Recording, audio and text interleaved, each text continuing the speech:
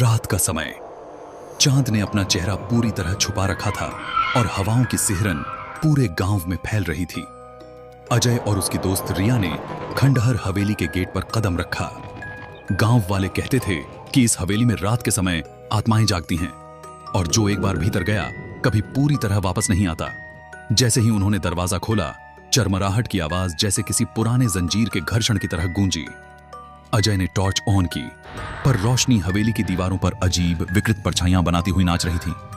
रिया ने कांपते हुए कहा, हमें वापस जाना चाहिए, कुछ तो यहां ठीक नहीं है। अजय ने हंसते हुए कहा, डर दिखाने के लिए ही तो आए हैं। वे धीरे धीरे मुख्य हॉल में बढ़े। अचानक हवेली की सीढ़ियों से एक ठंडी खौफनाक हवा चली और दरवाजे अपने आप बंद हो गए। उनके चारों ओर अंधेरा इतना गहरा था कि टॉर्च की रोशनी भी उसे चीर नहीं पा रही थी। तभी ऊपर के कमरे से धीमी खौफनाक आवाज गूंजी, कौन आया यहां? दोनों एक दूसरे की ओर देखकर कांप उठे। आवाज इतनी भयानक और ठंडी थी कि उनकी रूह भी जम गई। अजय ने धीरे से कहा, ये आत्मा है। तभी कमरे का दरवाजा चरमराया और सफेद धुंध जैसा साया नीचे की ओर बढ़ा।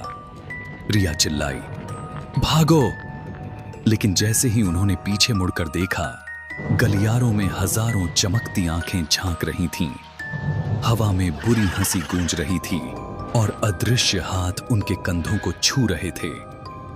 अचानक टॉर्च की रोशनी मंद पड़ गई और अंधेरा उनका चारों ओर घेर लिया। कोई धीमी सी चीख, जैसे कोई लंबे समय से कैद हो, उनके कानों में गूंज उठी। रिया का हाथ अजय के हाथ से छूट गया। तभी हवेली की दीवारों से खुरदुरे हाथ बाहर निकले, उन्हें खींचने की कोशिश करने लगे। अजय ने रिया को पकड़ा और जोर से दरवाजा धक्का दिया। वे जैसे तैसे बाहर निकले, पर जैसे ही बाहर की ठंडी हवा छुई, उन्होंने देखा हवेली का गेट अपने आप बंद हो गया और पीछे से धीमी आवाज आई, फिर कभी मत आना।